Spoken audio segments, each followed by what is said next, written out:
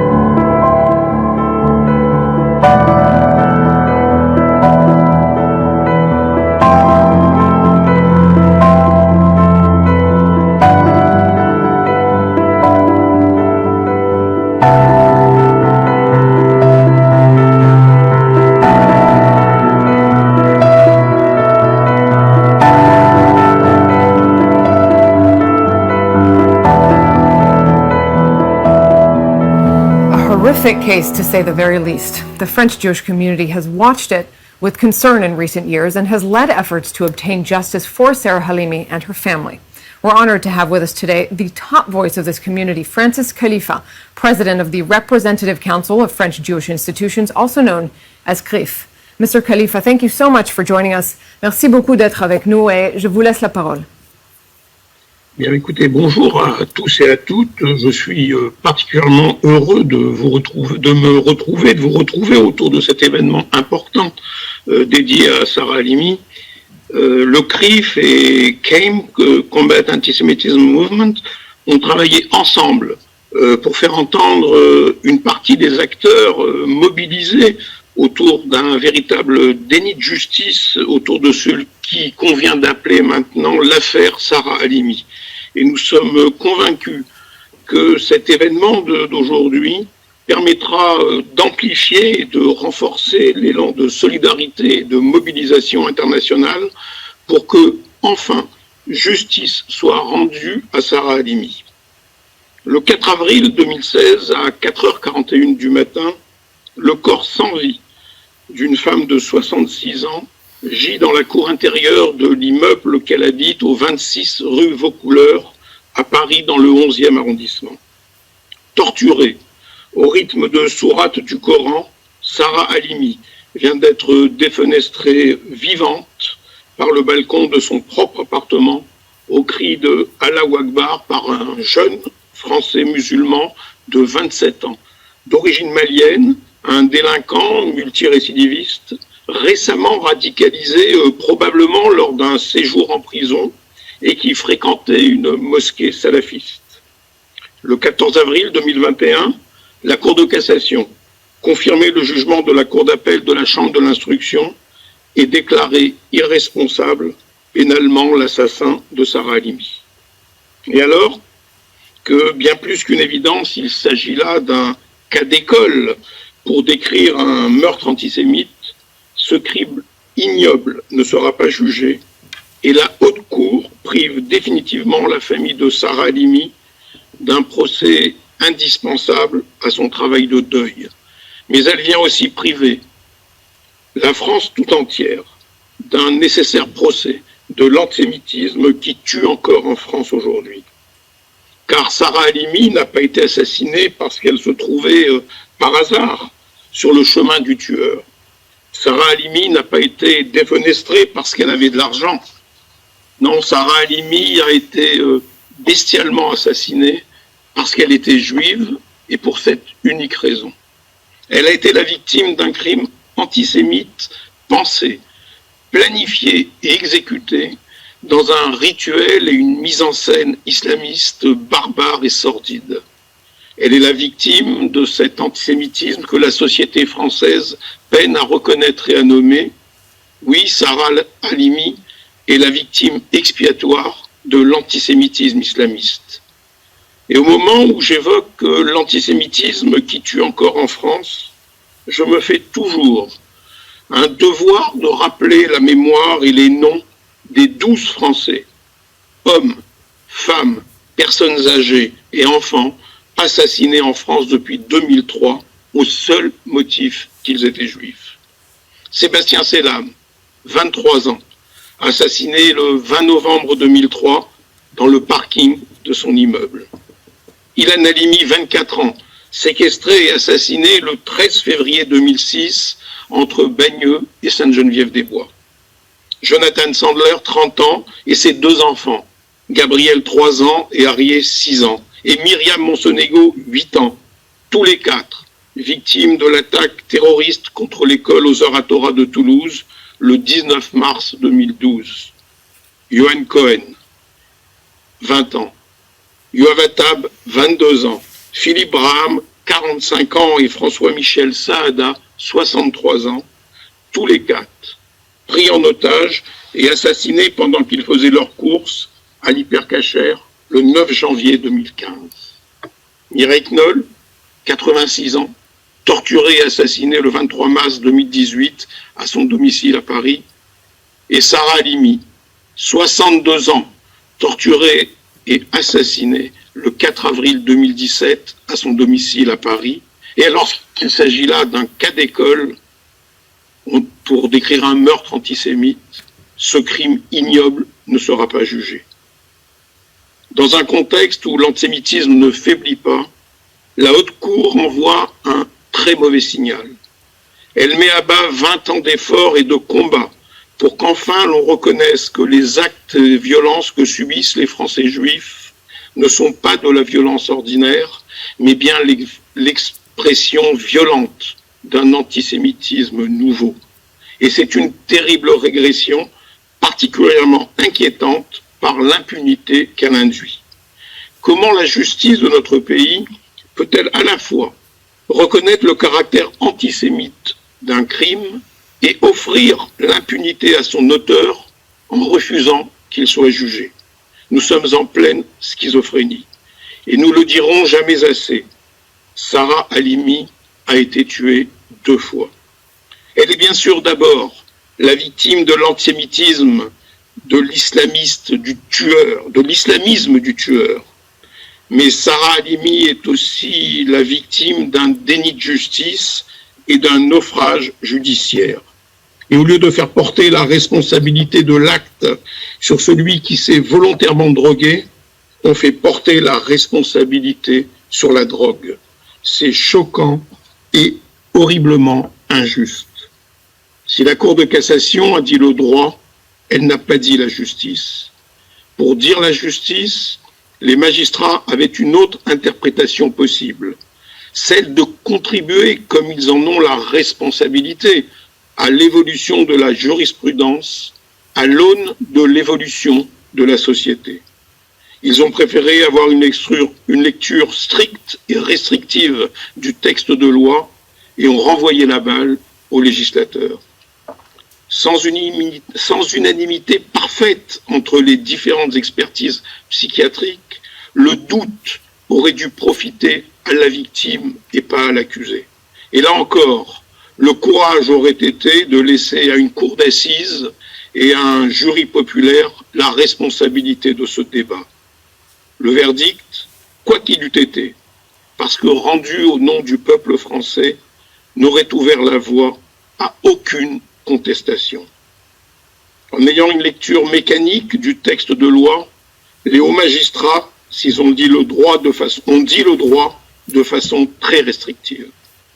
Et c'est une décision inique, un déni de justice et peut-être aussi une décision politique.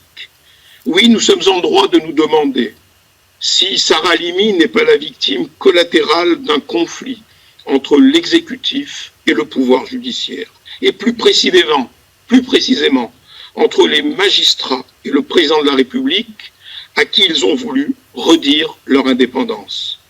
Alors que l'émotion exprimée par Emmanuel Macron traduisait celle d'une grande partie de la société française et sa volonté légitime que justice soit rendue.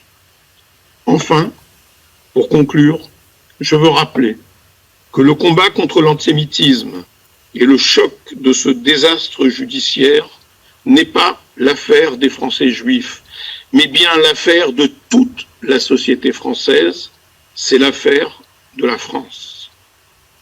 12 French citizens murdered for being Jewish since 2003. Thank you for remembering their names, for telling us, reminding us of their stories. Of course, the horrific case of Sarah Halimi being the last one. Thank you so much, Mr. Khalifa. Merci pour ces mots importants et pour votre implication sur cette affaire.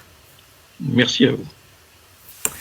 Well, of course, in the French court's handling of the Halimi case, the biggest victim has been the Halimi family itself. Joining us now to tell their story is Sarah Halimi's son, Jonathan. Jonathan, thank you so much for taking the time to be with us for what I can only imagine is a difficult conversation. And it is hard to imagine what your family has been through, from the murder itself to this prolonged and frustrating legal drama. So tell us more than anything about your beloved mother, who was taken far too soon. Je vous remercie de me donner la parole et je voudrais m'exprimer. En premier lieu, si on parle de l'affaire de Sarah Halimi, je vais vous présenter un petit peu qui était Madame Halimi et un peu ses valeurs, et aussi exprimer mon indignation face à cette décision de la justice. Ma mère nous a toujours éduqués à prendre nos responsabilités. Elle nous a toujours éduqués à remplir notre rôle. Elle nous a toujours éduqués à la droiture. Elle nous a toujours appris que l'on devait remplir ses responsabilités et les assumer. Elle nous a toujours appris qu'on ne peut pas rester indifférent à la souffrance et à la douleur d'une autre personne. Ce qui est très difficile pour nous, c'est qu'aujourd'hui, la justice, les autorités, ne remplissent pas leurs responsabilités vis-à-vis d'elles et vis-à-vis de tous les Juifs de France et vis-à-vis de tous les Français. Comment on peut ne pas punir un criminel? Comment on peut laisser et ne pas juger ceux qui ont la haine contre les Juifs et ceux qui veulent détruire la France. L'instruction de la justice, elle n'a pas été quasiment n'a pas été faite. Et on se pose la question pourquoi. Et on n'a pas les réponses. Alors on peut donner beaucoup d'éventualités, mais il faut comprendre les conséquences de cette décision. Qu'est-ce qu'elles peuvent engendrer? Oui, on est très inquiet des conséquences de cette décision pour ceux qui sont restés dans le quartier où vivait ma mère. Cette décision permet à n'importe quel fou qui veut se faire passer pour un fou, excusez-moi, de faire ce qu'il veut. L'impunité est très dangereuse. L'impunité est mortelle. Et ça, il faut comprendre, il faut le communiquer, et tout le monde doit en parler. Il faut au maximum être conscient de cela. Et oui, peut-être que si ma mère avait quitté le quartier où elle habitait, le quartier de Belleville, peut-être qu'elle aurait été avec nous aujourd'hui. Écoutez, il faut comprendre les conséquences, et chacun doit se soucier de sa sécurité, parce que malheureusement, la sécurité en France, elle n'est pas assurée. Je vous remercie. Thank you so much, Jonathan, for taking the time to tell us about your mother and about the case and what it has been like for you as a family. And an important reminder, as you say, that this is not even just about your family. It really is a message to all French Jews, to all French minorities, and not an easy message at that. Our thoughts are with you and your family in remembrance of your late mother. Well, joining the conversation now is attorney Francis Spisner, who has accompanied the Halimi family throughout this process. Mr. Spisner, share your insights with us on the legal history of this case, which has been so much in focus, as well as where things actually stand now looking forward. L'affaire Sarah Halimi a choqué et ému la communauté juive de France. Heureusement, pas seulement la communauté juive de France. Et la manifestation au Trocadéro, dans le 16e arrondissement, a montré qu'au-delà de la communauté juive, l'émotion était réelle.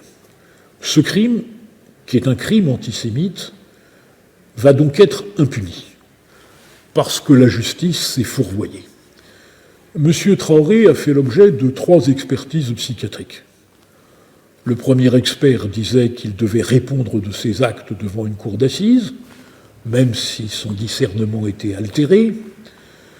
Le deuxième collège d'experts, après avoir reconnu qu'il s'était trompé puisqu'il voyait en lui un schizophrène, a maintenu qu'il ne devait pas être jugé, et le troisième collège a entériné ce que disait le deuxième sans répondre aux questions essentielles. La première, c'est que M. Traoré, au moment du crime, lorsqu'il défenestre Sarah Halimi, dit qu'elle vient de se suicider, pour essayer de tromper maladroitement les policiers, mais en disant cela prouve qu'il a bien conscience de commettre un crime. Et puis le deuxième élément, c'est que la justice reconnaît que c'est un crime antisémite, et on ne choisit pas sa victime par hasard lorsqu'on est fou. Et donc il appartenait à la cour d'assises de trancher, et les magistrats ont préféré, finalement, enterrer l'affaire Sarah Halimi. La loi va changer. C'est évidemment pour l'avenir un succès. Mais en réalité, cette idée que la loi ne prévoyait pas ce cas, à savoir que celui qui serait responsable de son état mental par une consommation excessive de stupéfiants, la Cour de cassation, en disant qu'elle appliquait strictement la loi, en réalité se réfugie derrière une attitude qui n'est pas conforme à ce qu'elle fait habituellement. Tous les jours, la Cour de cassation change, modifie, ajoute ou retranche à la loi. On appelle ça la jurisprudence. Donc cette affaire aujourd'hui, en France, est terminée. Mais il se trouve que la sœur de Sarah Halimi, citoyenne israélienne, elle a décidé de continuer ce combat. Et avec mon confrère Goldnadel, nous l'accompagnons dans cette démarche puisque la loi israélienne prévoit que lorsqu'un juif est tué à l'étranger, si les raisons de ce crime, c'est précisément l'antisémitisme, la justice israélienne est compétente. Ce sera une procédure évidemment symbolique, mais la justice se nourrit aussi de symboles. Thanks so much for that. And as you say, the case might be over in France, but it does continue in Israel. Well, we'll now hear from Avigail Winokur, a Yeshiva University student and a past winner of a Combat Anti-Semitism Movement Poetry Prize. She'll recite for us her poem written in memory of Sarah Halimi. Avigail, I'll turn it over to you. Thank you. We're taught from a young age that Jewish blood is cheap, as it lines the cracks and fills the crevices of European streets and paints the walls of Israeli bomb shelters. Our lives are commoditized on social media when Insta activists claim their work is intersectional without ever mentioning a Jewish life. Sarah Halimi's death was met with silence, and her end was brought on by violence and proclamations from the Quran, a book of peace, sullied by the words of a monster. Where were the woke and colorful infographics outraged over her murder? Where were the voices stampeding the French court over their verdict that a cannabis high is an acceptable price for a Jewish life? We are alone in our activism. Jewish lives don't seem to matter. We are tokenized and weaponized when convenient. The message is loud and clear. Jews are never enough. We're never enough. We hear it behind your thinly veiled criticisms of our homeland, behind every comment in our university classes. Jews are the root of all evil. He screamed Allahu Akbar and threw Sarah Halimi to her death, though I'm not sure if God would think that's quite great, and it's certainly not in his name. The thing about Muslims and Jews is that we worship the same God, and I can tell you that this is not in his name. I'm sure millions of Muslims would agree that a cannabis-fueled, cold-blooded murder deserves more justice than a psychiatric hold. And because Sarah Halimi cannot speak for herself, we can't just speak, we have to shout until our lungs burn as badly as hers did as she took her last breath. Because Am Yisrael Chai and the nation of Israel is one. Ki ish echad, b'lev echad, one man, one heart. We are a nation of oneness. The Talmud says that one life is one world. So in the name of the millions of worlds that have been robbed from us too soon, in the name of Sarah Halimi, we cannot rest until she receives justice. The guardian of Israel does not sleep or slumber, and as Gaza rains down rockets on our friends and families, and Sarah's murderer is virtually free, we must continue to fight.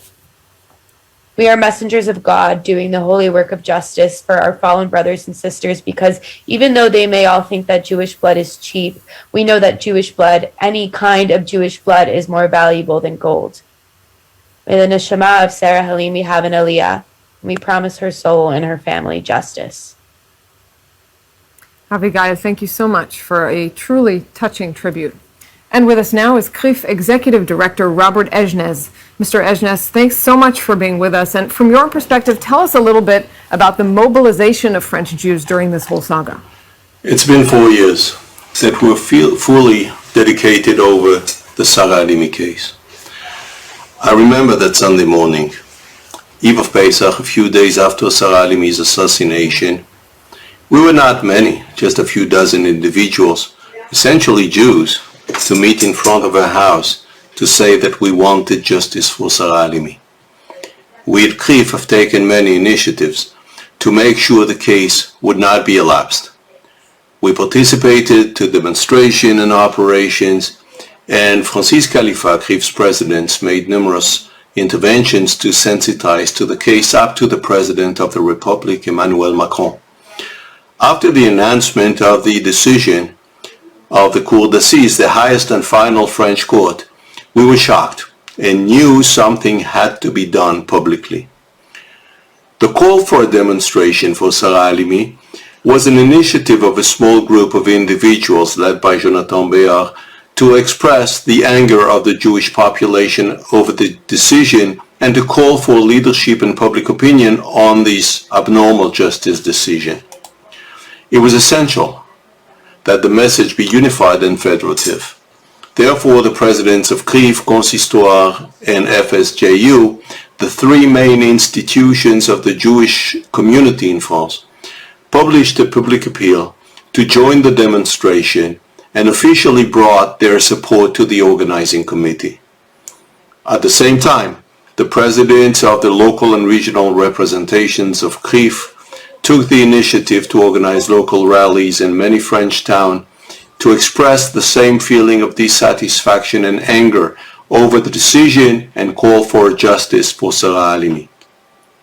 At the same time also, as we published on social media, foreign communities expressed their intention to join the movement to request justice for Sarah Halimi, and the support of combating anti-Semitism was also essential for the diffusion of the message. And this is how, in a very short period of time, we were able to gather more than 26,000 people in France and many people around the world to demand justice for Sarah Halimi on the 25th of April, 2021. Thanks so much, Mr. Ejnez. And next we have the privilege to hear from French philosopher, author, and filmmaker Bernard-Henri Lévy. Mr. Lévy, thank you so much for joining us. And you know, when this first unfolded, there was a reluctance to even call it an anti-Semitic crime, as we've heard throughout this event. So how much, in your eyes, is French society actually unified against hatred in general and anti-Semitism in particular? I think that the Sarah Halimi tragedy is the symptom of the depth in the French society of the denial of anti-Semitism. You are right, there was such a reluctancy to admit the anti-Semitic characterization of this murder. It was so long to have the justice to acknowledge the crude, brutal, savage, and evident anti-Semitic characteristic of it. So it proves that in the French society, you have this deep current of denial of anti-Semitism, this deep current of what I call the culture of excuse, the idea that anti-Semitism can be diluted in a social context, in economic condition, or whatsoever. This is one thing. On the other side, I have to say that since the death of the death of the law, the current law, which is the judgment of the Supreme Court in France, there is a huge movement in French society of solidarity with the family, with the memory of Sarah Halimi, and there is a global movement saying that justice has not been said, and that there is a crime against the right which has been committed by the French judges. This is the second point which I want to stress. Et de ce point de vue-là, il y a aujourd'hui dans les institutions politiques françaises, du sommet de l'État jusqu'au fond de la société civile, il y a un mouvement de prise de conscience et un sursaut incontestable du caractère insupportable de ce déni de droit. Maintenant, ce qui se passe aujourd'hui, grâce au CRIF, grâce à Francis Khalifa, grâce à tous les amis qui se sont mobilisés, ce qui se passe est d'une importance extrême, car nous ne sommes plus, pour la première fois, sur le seul terrain français. Nous ne sommes plus place du Trocadéro. Nous sommes sur la scène internationale. Et le nom de Madame Halimi, son pauvre nom martyrisé, son nom torturé, est aujourd'hui en train de devenir un nom de mémoire et un nom célébré au-delà de la France par tous ceux qui, dans toute l'Europe, dans tout le monde occidental et dans le monde entier, par tous ceux qui et toutes celles qui luttent contre l'antisémitisme et considèrent que l'antisémitisme n'a jamais d'excuse, que l'antisémitisme est un crime absolu, que rien ne saurait ni l'excuser, ni lui donner quelque circonstance atténuante que ce soit. Puisse le pauvre nom martyrisé de Madame Halimi servir d'emblème et de signe de ralliement à toutes les femmes et à tous les hommes de bonne volonté qui pensent que l'antisémitisme est le crime absolu qui doit être combattu partout et de toutes les manières. Voilà ce que je voulais dire aujourd'hui et merci aux organisateurs de cet après-midi, de cette réunion. Merci pour ces mots, Bernard-Henri Lévy, and encouraging at least note that something, it seems positive, has emerged from such a horrific case. And I want to move to someone else now because Marie-Sarah Seeberger is the Digital Communications Manager at CRIF. Marie-Sarah, thank you for joining us and talk to us about CRIF's handling of the Halimi case and in particular the social media campaign, because we know that social media is really the place to spread hate and it can also be a place to stop it.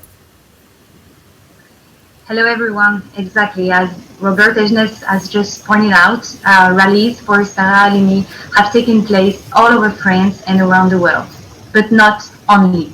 The mobilization was also massive on the internet and social networks.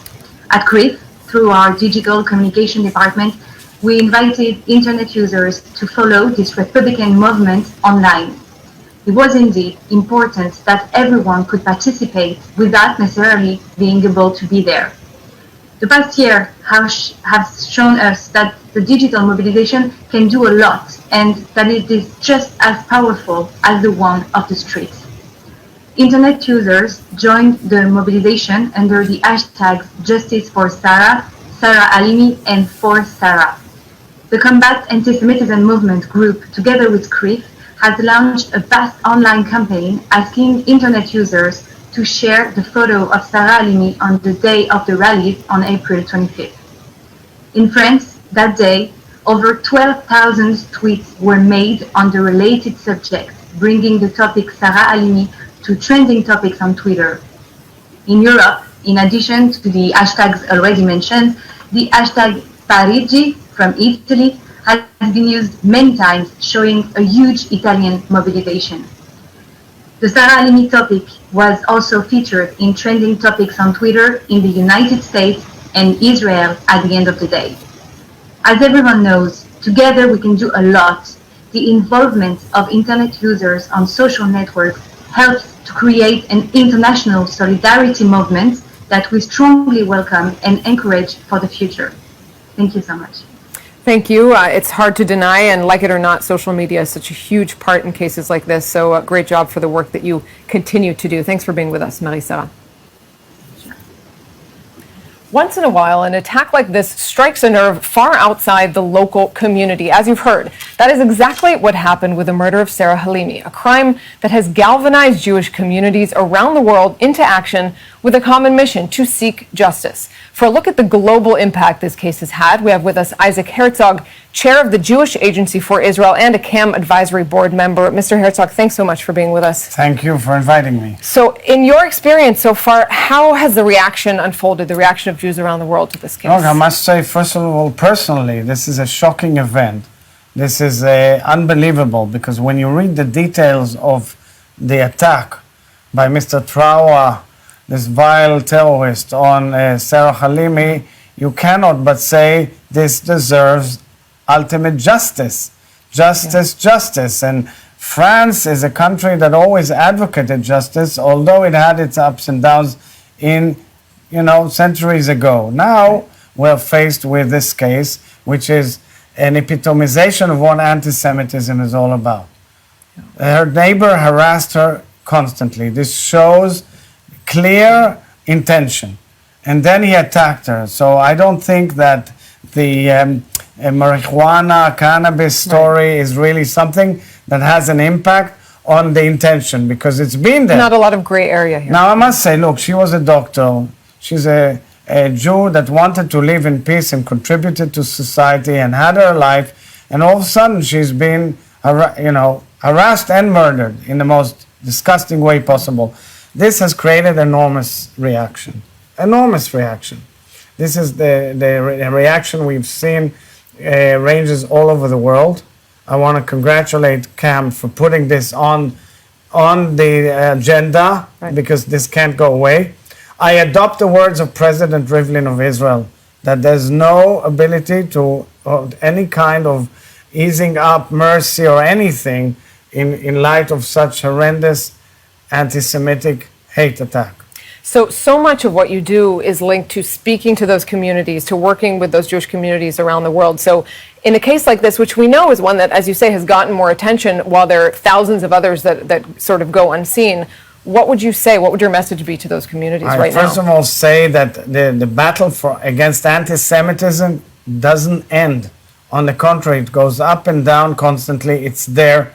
Hate of Jews is there. Combination with the right of Jews for self-determination and delegitimizing it is there. It's all combined. Yeah. Let's not get mistaken in any way. It's there. What we've seen is just, an epitomization of how cruel it can be. But we've seen it in history. And therefore, one has to stand firm and against it with no ifs and buts, with clear moral clarity. And what I'm calling upon French leaders and worldwide leaders is for moral clarity. So you're speaking about moral clarity, which is so needed. In terms of action, what might you recommend those communities to do, or individuals for that matter? Well, I call upon the international community not to lay back, but to be extremely proactive in fighting hate of all kinds, and this definitely anti-Semitism. And understand that the International Holocaust Remembrance Alliance definition of anti-Semitism is the correct definition which needs to be adopted by the entire family of nations. That hate of Jews, unfortunately, is there and does not seem to go away. And the only way is to fight in 3 tiers. First and foremost, adjudication and legislation. This is the adoption of the IHRA. Second is taking defensive measures to protect Jews, communities, synagogues, and the like. And third, most importantly, is education. Put it in your curriculum and make sure that people understand the horrendous price of anti-Semitism. Chair of the Jewish Agency for Israel, Isaac Herzog, thanks so much for being here with us. Thank you. And now let's bring into the conversation Etta Yudin, Quebec Vice President for Canada's Centre for Israel and Jewish Affairs, or CIGA. Ms. Yudin, thanks very much for being with us. Share with us some of the perspective from over there. I mean, how has the Halimi case played out in that community, in that Jewish community? Together with Jews around the world, we've been watching the case for the last 4 years, and it's clear that a strong message has been sent to Jews around the world, and we share the anger, we share the emotion, we share the sentiment of our sisters and brothers in France that anti-Semitism has to be treated as such. This case should not have ended the way that it did. Je suis Sarah, nous sommes tous Sarah, and when one Jew is affected, all Jews are affected. Since 2003, we've seen 12 Jews in France killed because they were Jews. And what we've seen over time is that when we turn away and when we don't address these situations and call them out for what they are, it's allowed to fester.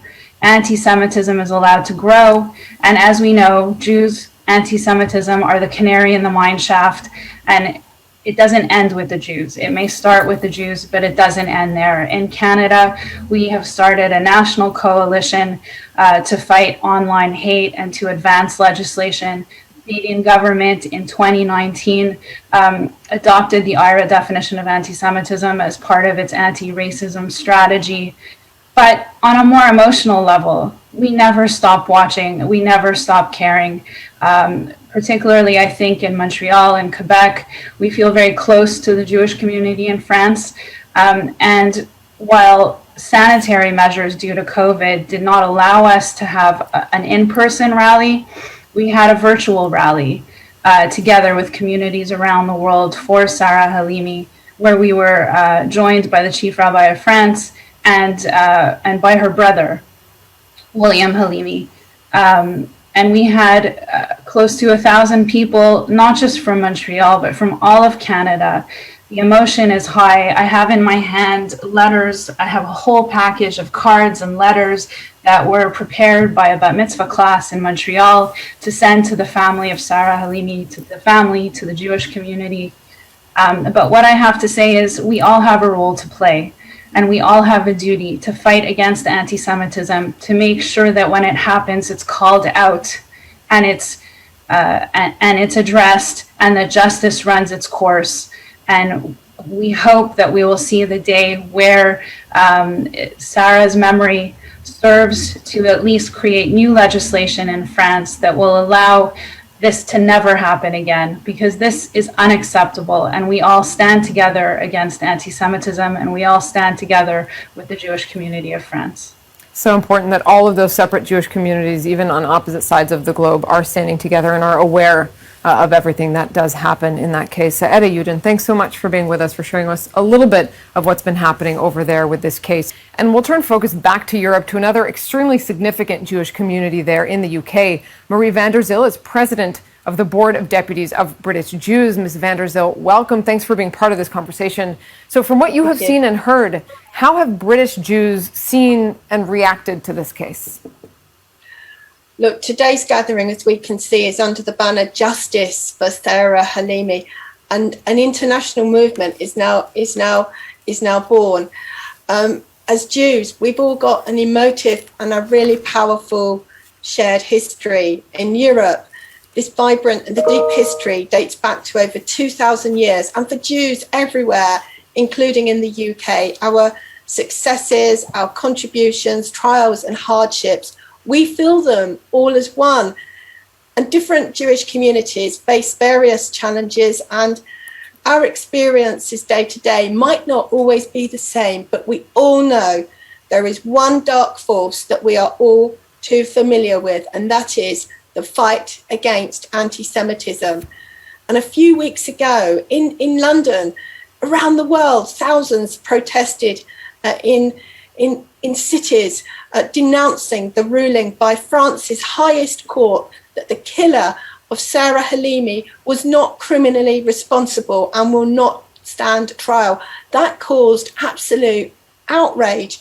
This was a real lack of justice, and it cast a ripple of absolute pain and anguish that was felt throughout world Jewry and here in the UK. And unfortunately, it's confirmed a worrying truth that all too often the fight against racism does not include anti-Semitism, and that when we are fighting for basic rights, Jews just don't seem to count.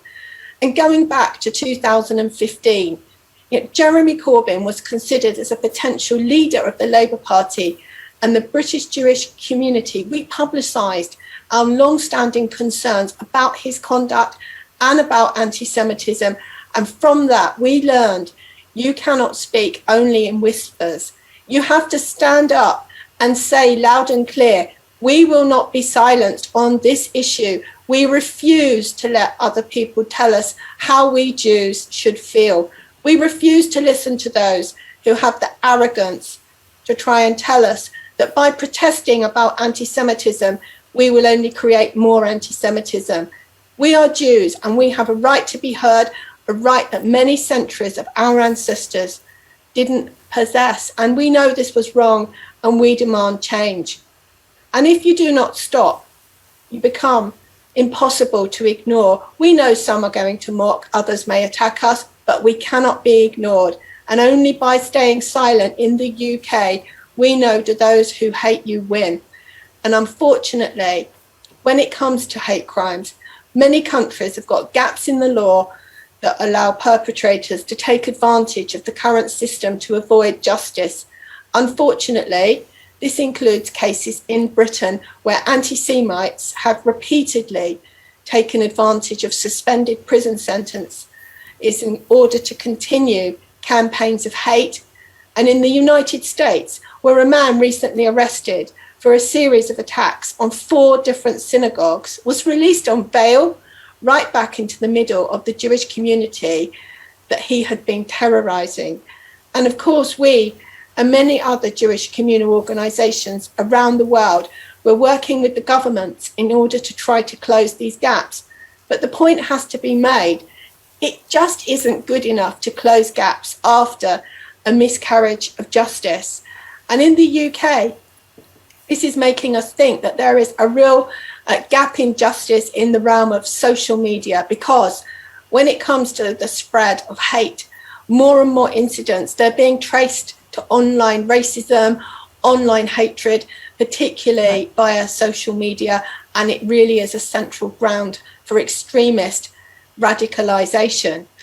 The current measures that social media giants have for users to report content which they find offensive or Jew hate is quite frankly inadequate. And we've been meeting public policy teams from Twitter, Facebook, Instagram, YouTube, TikTok. We've been demanding more effective methods of tackling anti-Semitism and Holocaust denial on these platforms. But there is a long way to go. And we do not believe that the social media giants are doing enough in the battle against anti-Semitism and hatred against Jews. The international community has got to stand together, and we've got to ensure the international adoption of the IRA definition of anti-Semitism. That is absolutely essential, and we have to work together as a global community in the fight against anti-Semitism and hatred of Jews. We can learn so many lessons from one another, and that's why I can take some small comfort for myself in events like today, because we can demonstrate our strength and the extent of our love for our fellow Jews when we stand together. This terrible injustice to Sarah Halimi must never happen again, and we stand together with the French community. We absolutely do. In the UK, we send our sincerest condolences to the Halimi family and to the whole French community. We in the UK, we stand with you and we stand by you always. I'm sure that's something that's very important for them, certainly as a family, to hear. And you mentioned silence. Of course, we have all learned from history the grave, grave price of silence, particularly there in Europe. So an important reminder on that. Mary van der Zil, thanks so much for being with us. Thanks to Marie van der Zil. And staying in Europe, we'll head to the Italian capital of Rome. From there is Ruth Durighello, president of the city's ancient Jewish community. Ms. Durighello, thanks for being with us. Welcome to this special broadcast. Tell us a little bit about how big an impact this case had over there in Rome's community. Thank you very much, and thank you for inviting me in this occasion and to share with you the experience that we had in Rome after the news about the sentence of the court in French. We were real disappointed about what was happening in France and in Paris and about the decision of the court. And then immediately I decided with the board of the community to bring the people on the square, even if we were still in the COVID period and were not allowed to go some numbers in the square, and make a big demonstration in front of the French embassy. It was the way for us to represent to all the people around us that Sarah Halimi was killed 2 times with that terrible sentence. It is a big problem for the Italian people and for the Italian Jews to represent to the other how the anti-Semitism is very strong in the society.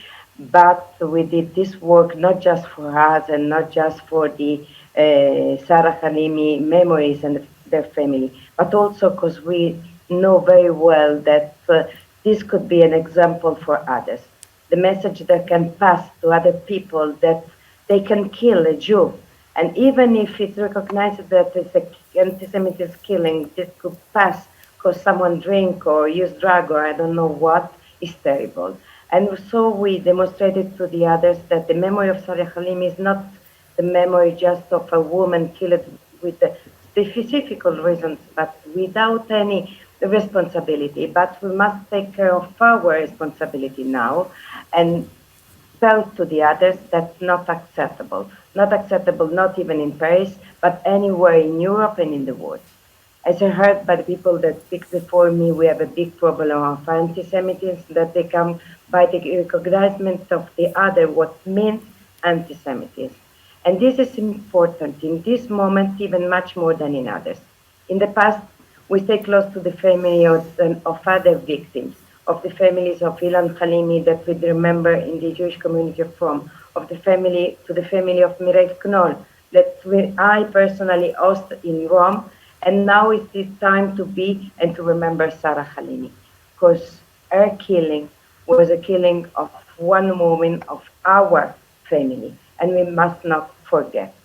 I hope that the work that we did from Rome with the press, with the institution, with the embassy as well, with all the people we bring on the square and demonstrate for this case, help harder to not pass what the families and what still other Jews are passing in this moment.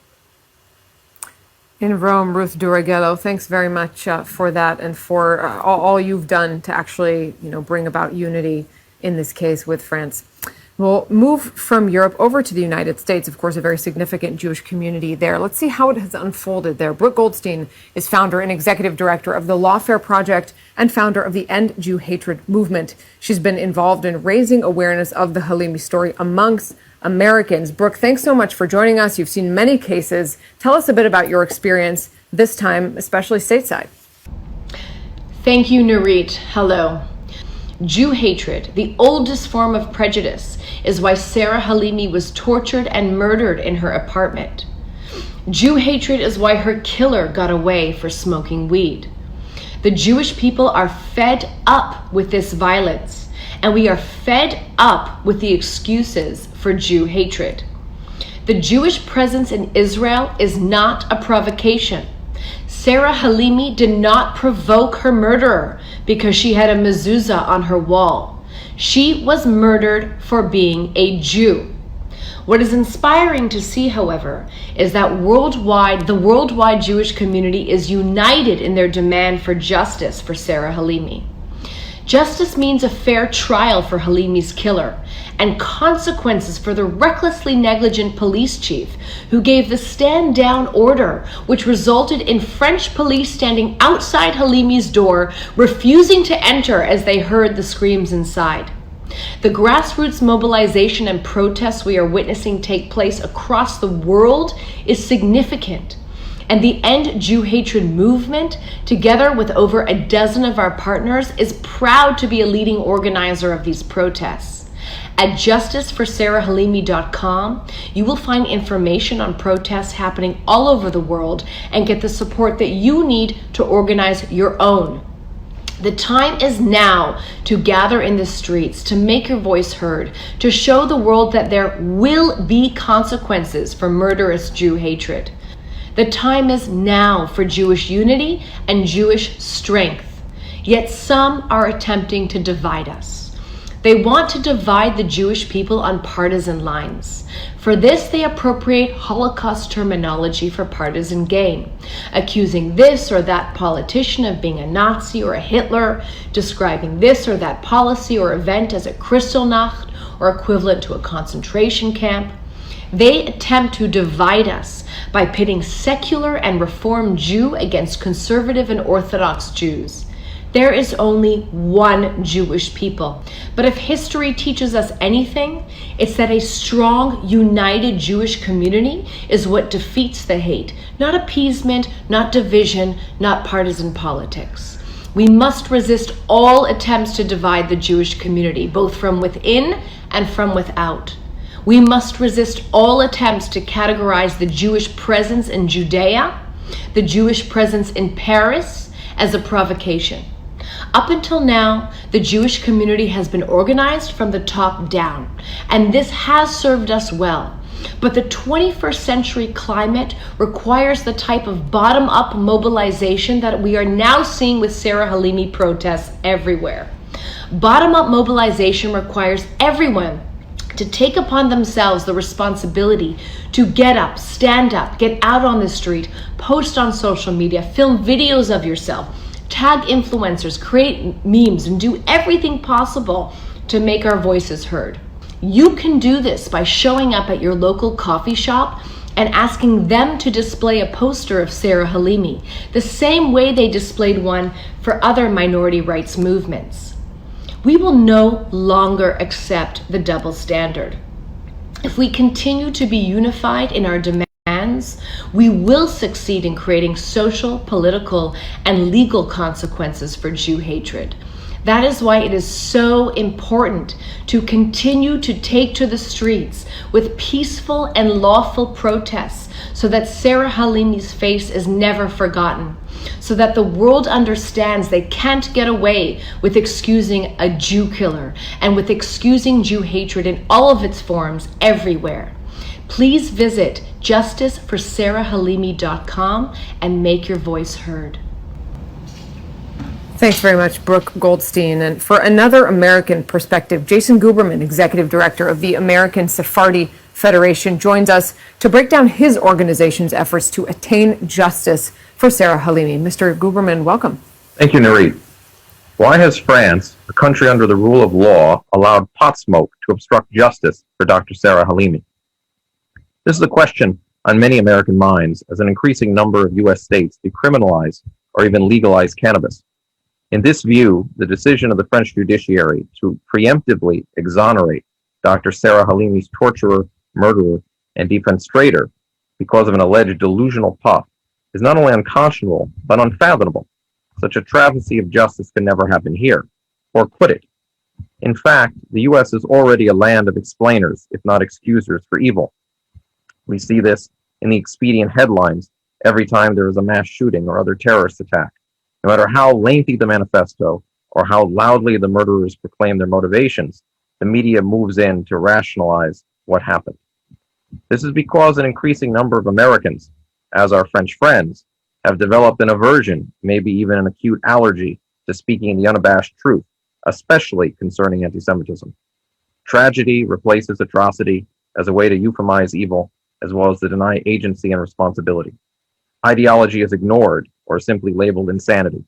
In this way, as Albert Camus once warned, words are prostituted and tyranny advanced. So let us speak clearly. Dr. Sarah Halimi was not killed by a momentarily mad pothead, but a violent religious extremist for whom her Jewishness played, quote, a triggering role in the unleashing of violence against her. While the original prosecutor, Francois Molin, tried to deny the murderer's anti-Semitism, even the Court of Cassation conceded the point, albeit without daring to name its Islamist source. But that is exactly what we must do, because Islamist violence is rooted in Islamist belief, what Egyptian playwright Ali Salem calls a culture of death, a culture of irresponsibility. It is a culture in which a person considers all the others to be his enemies. These words were echoed, perhaps in an unlikely place recently, in the land of the two holy mosques, by the Kingdom of Saudi Arabia's Council of Senior Scholars, who ruled that the Muslim Brotherhood, in all its offshoots and guises, contradicts the guidance of our true religion, causing discord and inciting sedition, violence, and terrorism that are contrary to the teachings of Islam. Islamism cannot be ignored, explained away, and certainly not appeased. It must be opposed, and there's a growing coalition of the decent already engaged in the fight. Dr. Judea Pearl rejected the mantle of martyrdom and the claim of victimhood for her son Daniel, preferring instead to see in his story a proud reminder of who we are and what we stand for, as well as a subtle reminder of who our adversaries are and what they stand for. May the memory of Dr. Sarah Halimi similarly be for such a blessing and inspiration.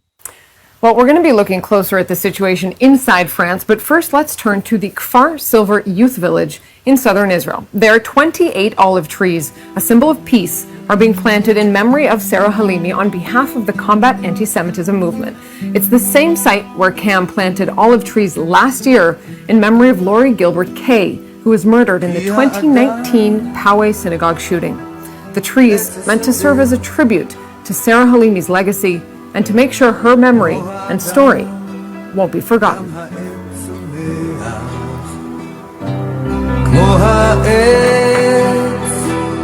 האדם נגדע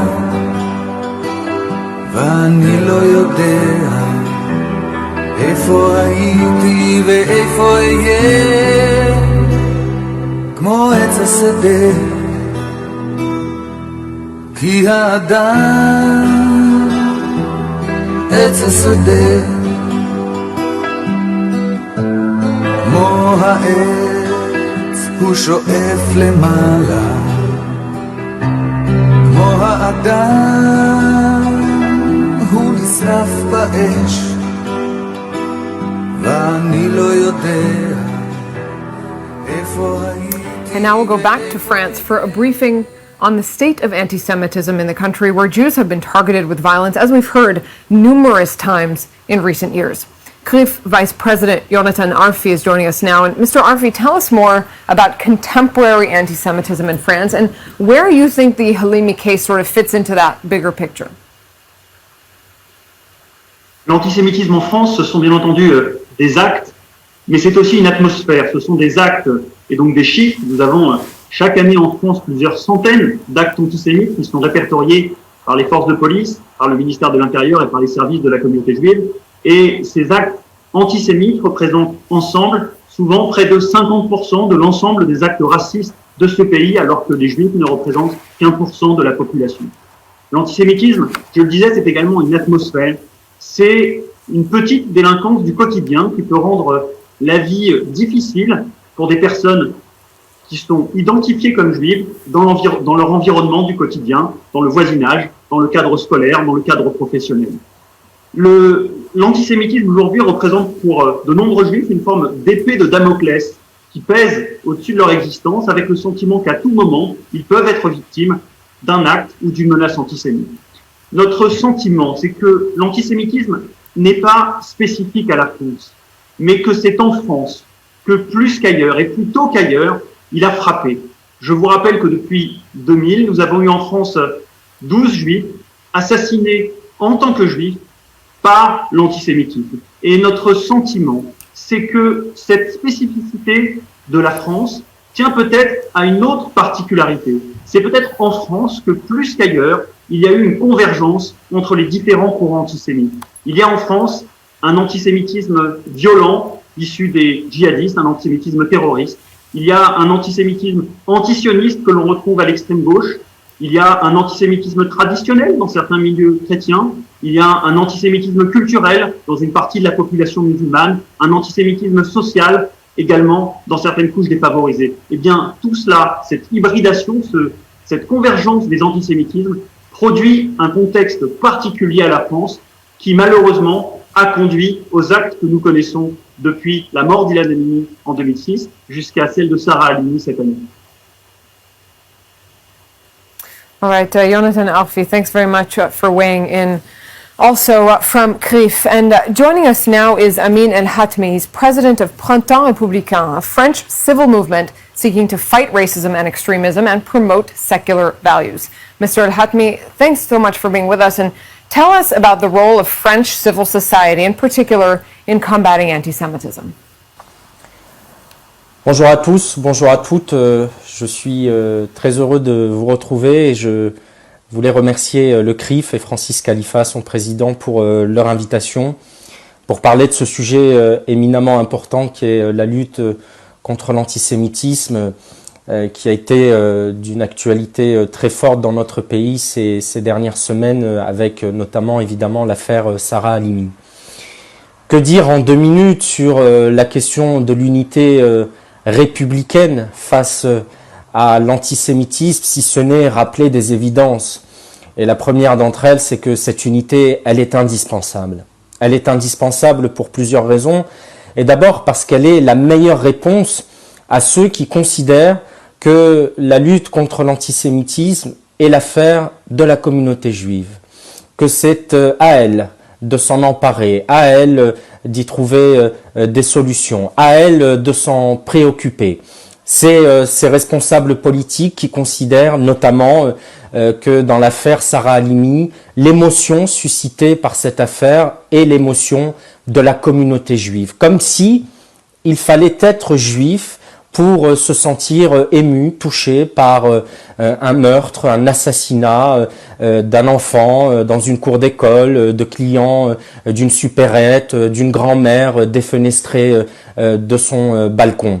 C'est nier ce qu'est la République elle-même dans ses fondements, c'est-à-dire une assemblée de citoyens qui sont un peuple qui se retrouve autour du commun et qui au-delà de leurs croyances, au-delà de leur religion, au-delà de leurs convictions politiques, philosophiques, spirituelles, sont d'abord cette assemblée de citoyens. Et donc, lorsque il arrive un malheur à Sarah Halimi, c'est d'abord à cette citoyenne, à cette femme française de confession juive que je pense, Et ce n'est pas pour moi l'affaire, l'inquiétude ou le combat d'une communauté parce que c'est précisément un combat universel.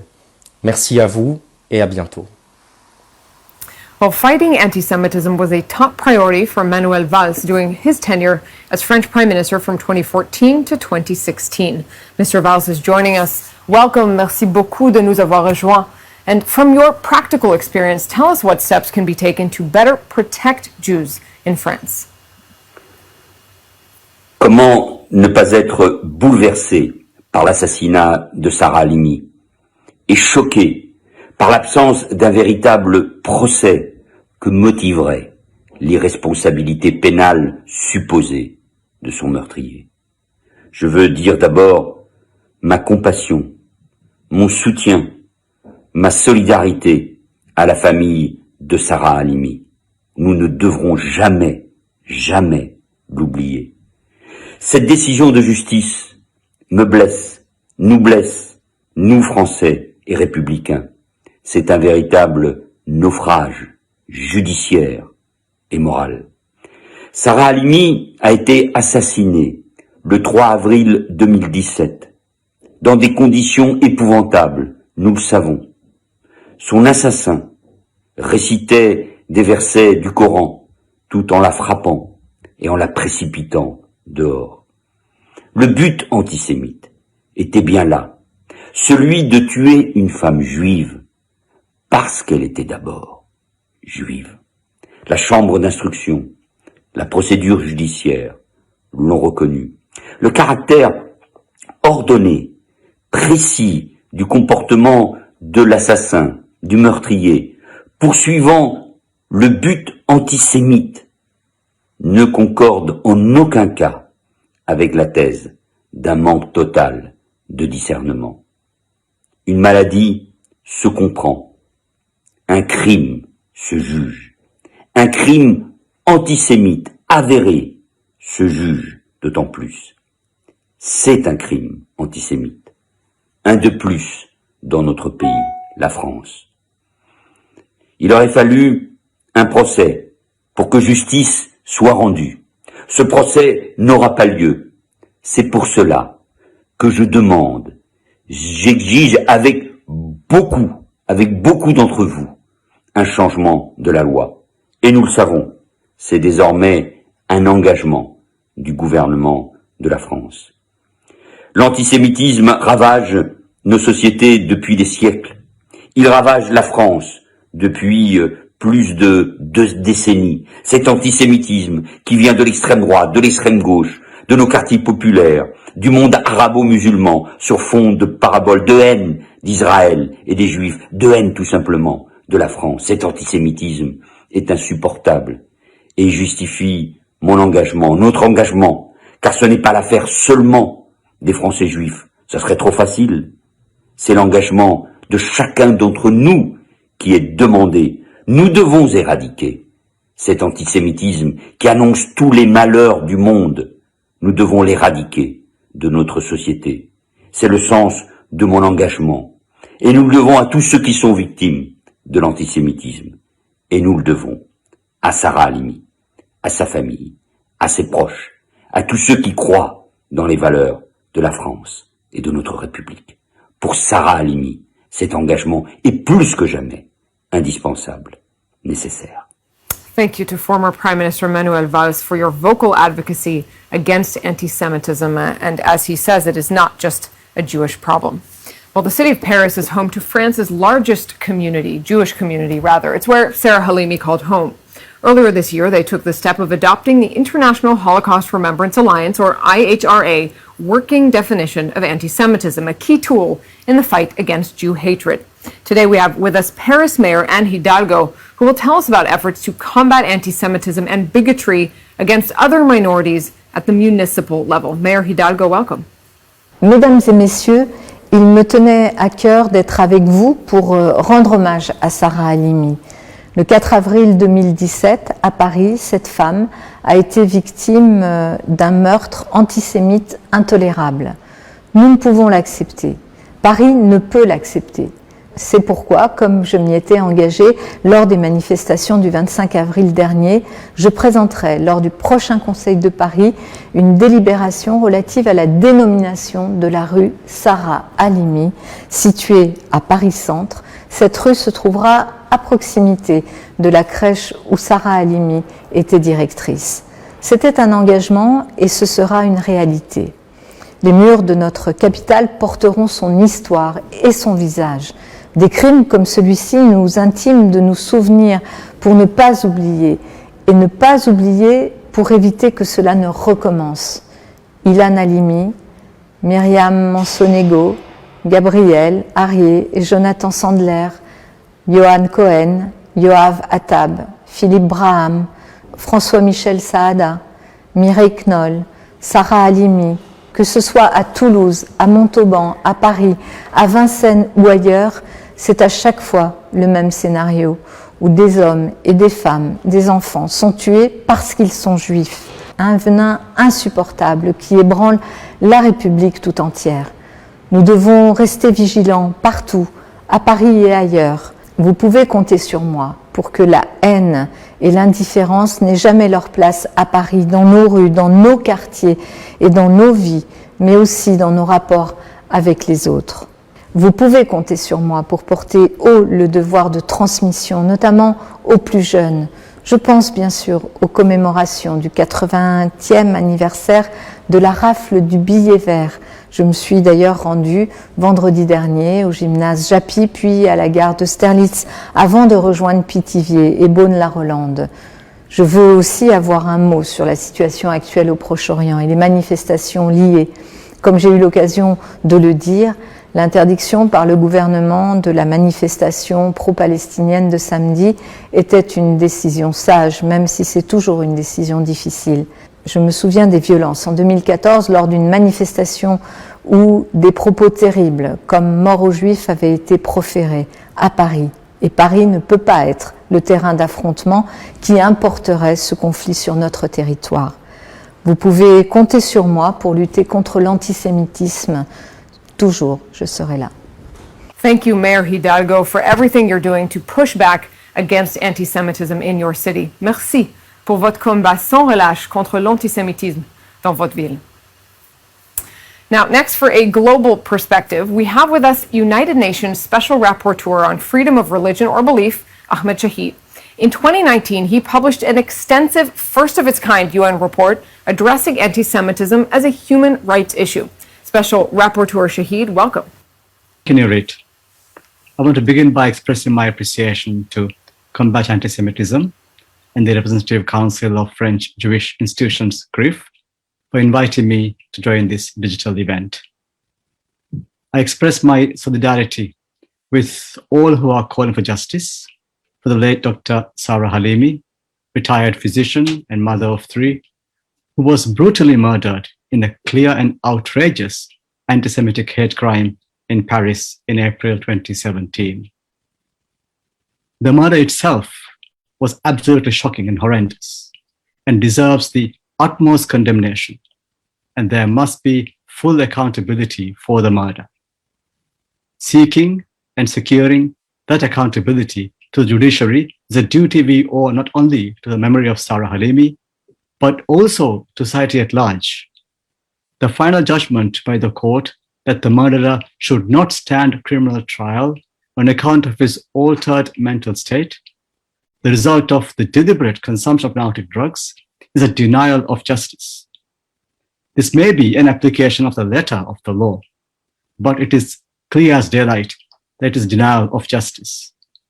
As CRIF President Francis Califat stated, it deprives Sarah Halimi's family of a trial that is essential to their mourning, and the French people a necessary trial on anti-Semitism. I therefore add my voice to those who are calling for justice for Sarah Halimi and stand in solidarity with the Jewish communities in France and around the world who face a tide of anti-Semitic hate crime. By overlooking criminal responsibility because of consumption of narcotic drugs, this case sets a dangerous precedent, and we all know too well where impunity for hate crimes lead us. In addition to ensuring justice for Sarah Halimi, France and other countries also need to urgently face up to rising anti-Semitism. Such hatred was already high even before the ongoing pandemic, but became intensified during the pandemic, as has other forms of hatred. In my report to the UN about a year and a half ago, not only did I warn that anti-Semitism is toxic democracy where it was unchallenged, but also highlighted a number of measures that need to be taken by states to combat anti-Semitism effectively. The starting point of my recommendations was to ensure that the legal framework was sufficient to punish and deter anti-Semitic hate crimes, and to ensure further that victims of anti-Semitic hate crimes, which include families of those affected, have access to justice and effective remedies. I also note in my report, as do other monitors, that a large proportion of anti-Semitic hate crimes, as other hate crimes, go unreported. One of the main reasons for underreporting is the absence of effective mechanisms to offer access to justice to those affected. The Sarah Halimi case is a stark example of such denial of justice, and this has to change, not just for the legitimate demand for justice for late Sarah Halimi, but to ensure that we rid our societies of this scourge of anti-Semitism, and to ensure the law facilitates justice rather than impedes it. I pray for justice for Sarah Halimi and for her family, and call on all duty bearers to ensure justice for her and her family, and for all those who stand in solidarity with them. Thanks so much to Ahmed Shahid.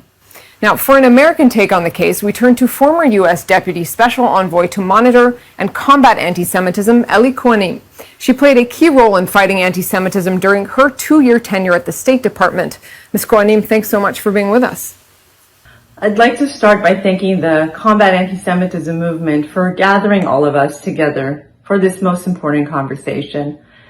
My first message is to the family of Sarah Halimi and to the Jews of France. Please know that you're not alone. Please know that I am with you, that there are Jews all around the world who are with you. And we are not going to stop until we have achieved justice for Sarah Halimi. We all know that Sarah Halimi was murdered in the most vile anti-Semitic attack, one of the worst in France's history, one of the worst anti-Semitic attacks in Europe's history, and probably one of the worst in world history. And so the idea that French officials are going to ignore the fact that the murderer of Sarah was shouting Allahu Akbar while he took a Jewish innocent grandmother and threw her out the window of her apartment. The notion that French officials are going to ignore these facts and they are not prosecuting her murderer at all, never mind that they're not prosecuting him for hate crimes, is an unacceptable fact, and we cannot rest until we've achieved justice for Sarah. Because in that moment, Sarah Halimi became every Jew on this earth. And just like in the Dreyfus case, it's been written in the history books as a turning point and a low point in France's history. Sarah Halimi's case is also a turning point and a low point in France's history. And so we stand with you. We are here to demand of France that they must revise their hate crimes legislation. There can be no loopholes for hate crimes, for anti-Semitism and anti-Semitic attacks.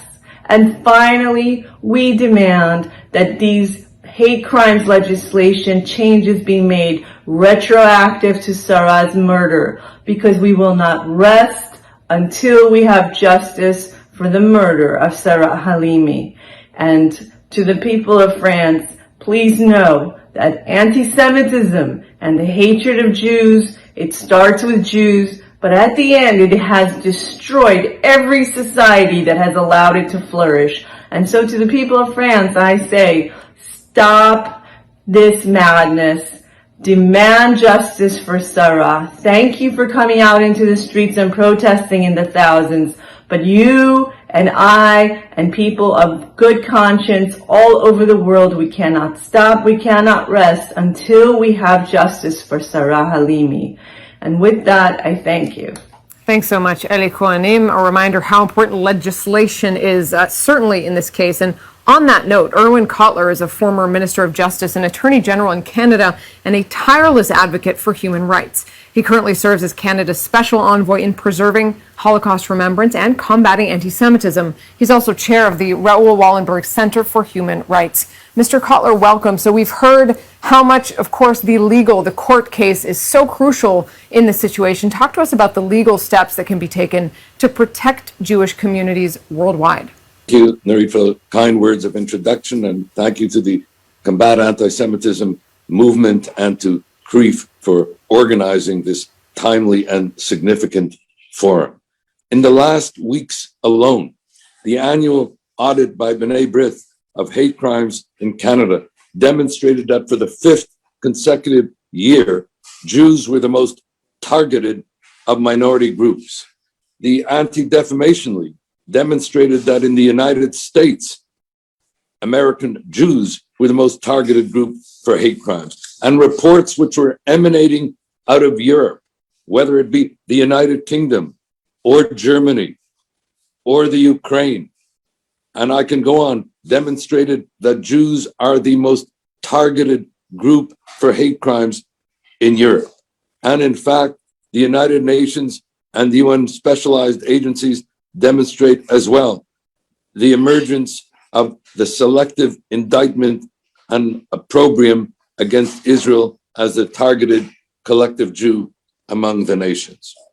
Moreover, as the United Nations Special Envoy, the European Union Special Envoy to combat anti-Semitism, Katharina von Schnurbein, put it, the actual incidence of hate crimes targeting Jews is actually much greater than the reported crimes themselves. For much of the hate crimes against Jews, in fact, go unreported. And they go unreported because Jews either are not reporting the hate crimes or they believe if they report it, they would go unaddressed or unredressed, or they do not trust the authorities from their experience that they will do anything in order to prevent and protect against these hate crimes.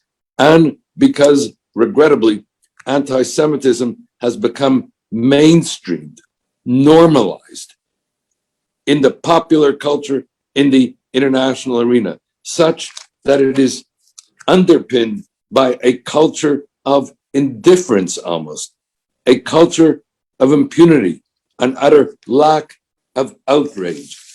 And where the anti-Semitic murder of Sarah Halimi is a dramatic case study of both the pandemic of anti-Semitism on the one hand and the indifference and impunity that underpin it on the other, which otherwise as well incentivize the further acts of anti-Semitism.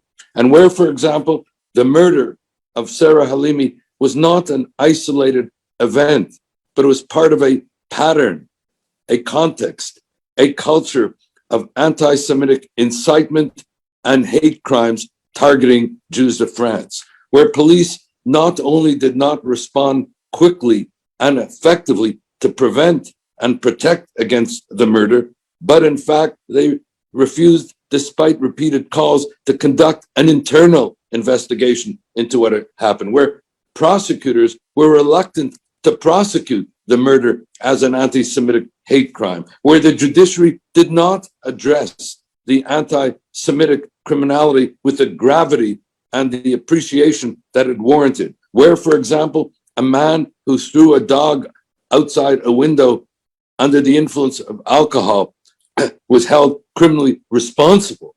But the person who threw Sarah Halimi and murdered her in an anti-Semitic act under the influence of inebriation was in fact held not to be criminally responsible. Where the media, the French media, did not report properly on the murder, consistently sanitizing the anti-Semitic details. And where the legislature has not adopted the necessary legislation to protect against and guard against the incentivization of such crimes. Accordingly, what is needed, and I say this as a former Minister of Justice and Attorney General of Canada, one who is also serving as a chief prosecutor, let alone as a longtime parliamentarian in the legislature. What we need are dedicated hate crime enforcement units who are also educated in the ability to identify, recognize, monitor, and combat anti-Semitism, where prosecutors, judges, civil servants, media, and legislatures have equally to be educated and trained to recognize, identify, monitor, and combat anti-Semitism. In conclusion, the murder of Sarah Halimi is a looking glass into what needs to be done globally to combat this pandemic of anti-Semitism. For reasons of time, I will just enumerate the imperatives for such an action plan. Number one,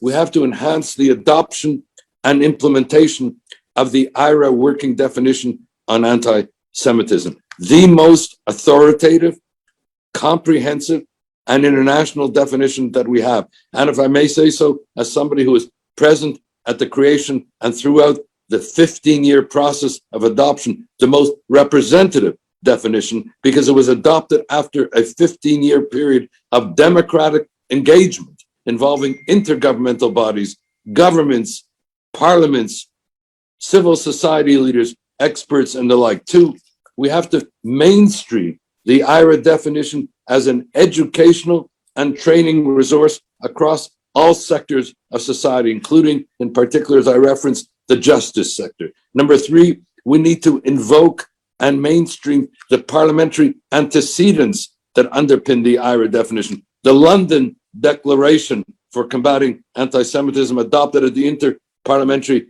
Conference on Anti-Semitism in London, and then the Ottawa Parliamentary Protocol, adopted at the Inter-Parliamentary Conference to Combat Anti-Semitism in Ottawa. We need to invoke and mainstream the combating of anti-Semitism in the social media. We are witnessing now a pandemic of anti-Semitism in the social media, the renewal of the classical anti-Semitic tropes of the Jews as the poisoners of the wells, which have found expression where Jews, the Jewish people, and Israel are blamed for the manufacture, the spread, and indeed profiting from the COVID-19 pandemic. Where political leaders, and here I want to salute Premier Valls of France, where political leaders have to adopt a zero tolerance policy with regard to anti-Semitism, whether it's within their own political parties or in the public arena as well.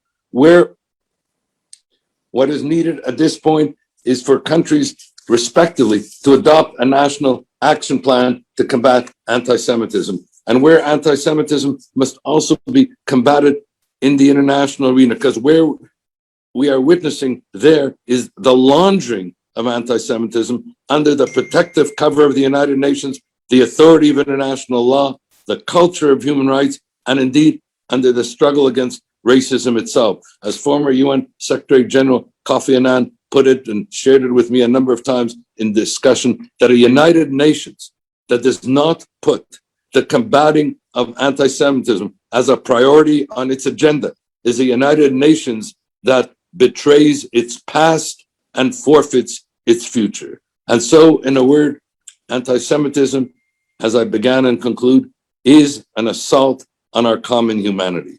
It cannot be fought or won by Jews alone. It requires a global constituency of conscience to combat it.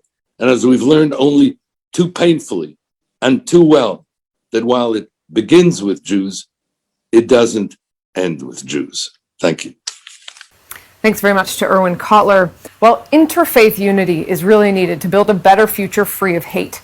We have with us now spiritual leaders from the three Abrahamic religions, Judaism, Islam, and Christianity, who will tell us how cases like Halimi's only underscore the need to build stronger cross-religious ties.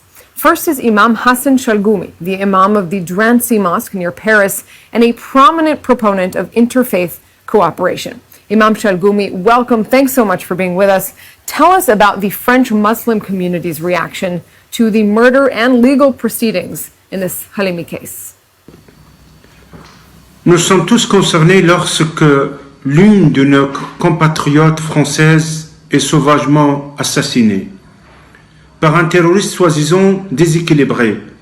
Et nous sommes également tous concernés par cet arrêt de la Cour de cassation. Nous sommes concernés parce que demain, n'importe qui y pourra commettre des crimes et se prétendre ensuite sous l'emprise de stupéfiants et ainsi ne pas être jugé. Sarah Halimi est une femme médecin, directrice de crèche, appréciée par tous et pieuse. Pour lui rendre hommage, je citerai un principe essentiel des grandes religions monothéistes. Aime ton prochain comme toi-même. C'est un principe universel. L'injustice qui a été faite à cette femme et à sa famille a été faite à des Français, au pays des droits de l'homme. En tant que compatriotes, nous devons tous être solidaires. Nous devons nous battre pour elle et aussi pour nous et nos enfants pour que justice soit rendue. Merci. Thanks very much. And moving on, Father Christophe Le Sourd is responsible for the Church of France's relationship with Jews. Welcome to you, and thanks so much for being with us today in this conversation. Father Le Sourd, do you see a specific role for the French Christians in fighting anti-Semitism, and what is it? Bonjour à tous. Le dimanche 25 avril dernier, nous étions très nombreux, place du Trocadéro à Paris, à participer à un grand rassemblement. Rassemblement organisé pour un hommage particulier rendu au docteur Sarah Halimi, malheureuse victime d'un épouvantable acte antisémite avéré. À cette occasion, nous avons partagé d'intenses moments d'émotion, en écoutant les membres de sa famille ainsi que leurs avocats, de même de nombreuses personnalités venues exprimer leur soutien. Souvenez-vous, nous étions présents dans la plus grande diversité de nos convictions et sensibilités. Mais une chose nous unissait, la volonté de dénoncer toute forme de racisme, de rejet de l'autre en raison de son identité, de ce qui le constitue dans son être le plus profond. Or, nous le savons, il y a actuellement une dangereuse résurgence de l'antisémitisme. À ce sujet, le 1er février dernier, les évêques de France ont publié une déclaration extrêmement importante qui fera date.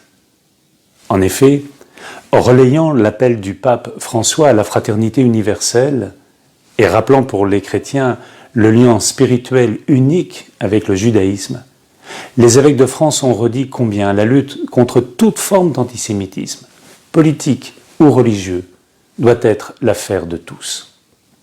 Et il est très essentiel de le comprendre. La lutte contre l'antisémitisme ne peut pas, ne doit pas être l'affaire de nos seuls frères et sœurs juifs. C'est une question qui concerne chacune et chacun d'entre nous. Pour cette raison, expliquent les évêques, lutter ensemble contre l'antisémitisme et l'antijudaïsme sera la pierre de touche de toute fraternité réelle. Souvenez-vous, il y a 35 ans, Jean-Paul II était accueilli à la grande synagogue de Rome. Lors de son allocution, faisant référence à la Shoah, le pape rappelait « Ce peuple qui a reçu de Dieu le commandement « Tu ne tueras pas » a éprouvé en lui-même d'une manière particulière, singulière, ce que veut dire tuer. » Alors oui, chers amis, n'en doutons pas, lutter ensemble énergiquement contre toute forme d'antisémitisme, c'est aussi contribuer à sanctuariser toute vie humaine. Toda Rabba. Merci, Father Le Sourd, for that message. And finally, we are honored to welcome Rabbi Chaim Corsia, the Chief Rabbi of France. Thank you so much, Rabbi Corsia, for being with us. And tell us, for you, about the interfaith response, and in France in particular, to this case. Merci de m'avoir donné la parole après le témoignage de l'imam Chagoumi et celui du Père Le Sourd, parce que nous travaillons ensemble et c'est vrai que nous avons vécu un moment assez bouleversant place du Trocadéro il y a quelques jours. Nous étions ensemble pour faire deux choses. Prier, réciter un psaume, le psaume 133, qui disait qu'il est bon et agréable que les frères résident ensemble. Et puis, pour faire la prière pour la République. Je sais que pour le CRIF, c'est une prière importante, et le président du CRIF, Francis Khalifa, me demande souvent de réciter cette prière. Nous le faisons comme une sorte de prière collective, d'invocation collective pour l'ensemble de la nation, et notamment nous le faisons avec beaucoup d'émotion avec le président Khalifa devant l'hypercachère. Devant ce même hypercachère, où Manuel Valls, que vous avez entendu il y a quelques instants, avait dit cette phrase prophétique: « La France sans les Juifs n'est plus la France ». Et je crois que tout ce que nous avons entendu à propos de cette affaire terrifiante du docteur Sarah Halimi, d'abord de son assassinat, des conditions de son assassinat, de la sorte de volonté que je n'arrive pas à m'expliquer d'une grande partie de la justice, d'abord de minorer les faits, puis de considérer qu'il n'y a rien à faire puisque il y aurait eu une inconscience de l'assassin.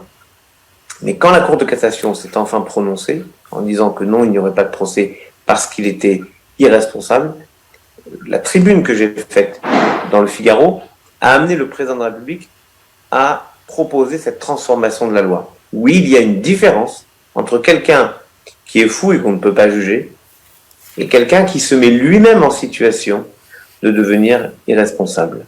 C'est pas la même chose.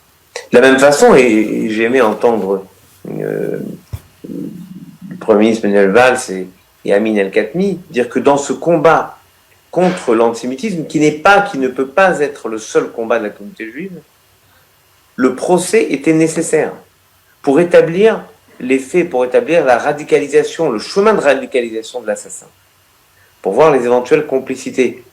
Et une fois qu'on arrive au bout du procès, qu'on a établi les faits, alors oui, on dit il peut être jugé ou pas jugé. Mais c'est tout ce chemin qui nous manque et que nous devons accomplir ensemble. Et c'est quelque chose que nous devons à la mémoire du docteur Sarah Halimi. Je voudrais vous dire que il y a eu en Amérique, par exemple, à Pittsburgh, il y a eu des assassinats dans une synagogue. Il y a eu partout dans le monde des assassinats avec cette pulsion antisémite qui est au fond la pulsion qui vient détruire une société. Parce que l'antisémitisme, c'est le venin qui vient s'instiller dans la société, dans toutes les sociétés, pour les détruire de l'intérieur. Le rêve de ce qu'est la République, c'est un rêve de fraternité. Avec toutes les religions en France, nous bâtissons une fraternité réelle. C'était la phrase du pasteur lors de cette cérémonie place du Trocadéro. La fraternité est à la fois de l'ordre de la religion et de l'ordre de la société. Eh bien, nous allons bâtir et rebâtir une société fraternelle qui est la plus belle des réponses à celles et ceux qui veulent propager la haine. Contre la haine, de la terreur et de l'antisémitisme, nous avançons tous ensemble avec la force et la puissance de la fraternité et d'une citoyenneté parfaitement partagée entre tous. Thanks so much to Chief Rabbi Corsia for that message. And before we wrap, I just want to go back to CRIF President Francis Khalifa for your final words, especially after hearing everything that we've heard here from people around the world. Écoutez, je voudrais d'abord remercier CAM pour cette initiative exceptionnelle, de nous avoir donné l'occasion de traiter de l'affaire Sarah Halimi d'abord et à travers cette affaire emblématique de ce qu'est l'antisémitisme dans notre pays, d'écouter ces témoignages aussi importants que nous avons eus, tant du monde religieux que au niveau national, que de nos amis politiques, que ce soit la maire de Paris, que ce soit Manuel Valls, que ce soit notre ami El-Khatmi, mais aussi le Père Le Sourd, et aussi le grand rabbin de France qui vient d'apporter en conclusion ces mots forts pour parler de l'antisémitisme. Et je voudrais également remercier l'ensemble de la mobilisation internationale qui vient de se faire autour de ce dossier Sarah Halimi. Je suis persuadé que cela contribuera très fortement à faire progresser l'affaire et nous espérons que cette affaire pourra être réouverte et que Sarah Halimi aura enfin droit à la justice. Merci à vous, merci à tous And with those powerful interfaith messages as well, we'll come to a close. Thank you for taking part in a display of global solidarity with the Halimi family and the French Jewish community as a whole. Remember, if you missed anything, a full recording will soon be up on the Combat Anti-Semitism Movement social media and website. And we hope you are inspired to stay engaged in the international movement demanding no legal impunity for perpetrators of anti-Semitic crimes. Only together, through collective action that you've just heard about, can we ensure that justice is served.